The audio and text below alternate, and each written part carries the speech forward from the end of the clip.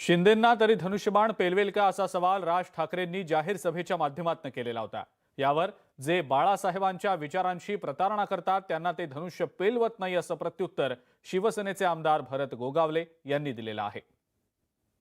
राज ठाकरेंनी सांगितलं बरोबर आहे आणि आता आम्ही तर प्रयत्न करतोय ना तो धनुष्यबाण पेलण्याचा। ते आम्ही साहेबांनी स्वतः सांगितलेलं आहे की बाळासाहेबांचे विचार घेऊन आम्ही जातोय। तर बाळासाहेबांचे विचार बरोबर घेऊन जर चाललं तर धनुष्यबाण पेलायला काही हरकत नाही आहे। जर बाळासाहेबांच्या विचारांची जर आम्ही फारकत घेतली तर बाकी धनुष्यबाण आम्हाला पिळवणार नाही। ज्याने बाळासाहेबांच्या विचारांची फारकत घेतली त्यांना ते पिळवलं नाही, हा त्यातला अर्थ आहे।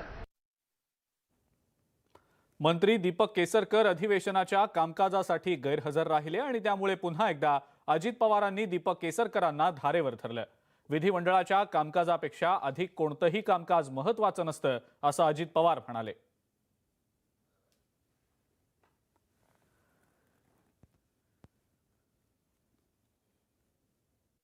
कधीही कुठलंही दीपकजी केसरकर साहेब पहिल्यांदा प्राधान्य असतं विधिमंडळ चालू असताना असेंब्लीच्या कामाला, त्याच्याशिवाय दुसरं काही महत्त्वाचं नसतं।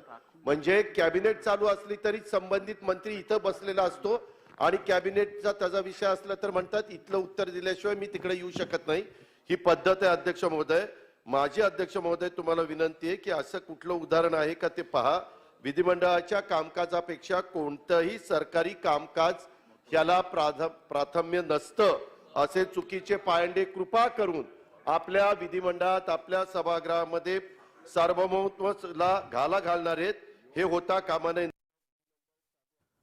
केंद्रीय निवडणूक आयोगाने शिवसेना पक्षाचं नाव आणि चिन्ह एकनाथ शिंदे यांना दिल्यानंतर आता शिवसेना नेत्यांची महत्त्वाची पदं संपुष्टात येणार अशी भीती व्यक्त केली जात होती। अशातच संजय राऊतांची राज्यसभेतील मुख्य नेतेपदावरून हकालपट्टी करण्यात आलेली आहे।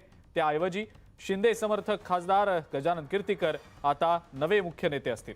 संजय राऊतांच्या विरोधातील ही कारवाई म्हणजे उद्धव ठाकरेंसाठी मोठा धक्का मानला जातोय।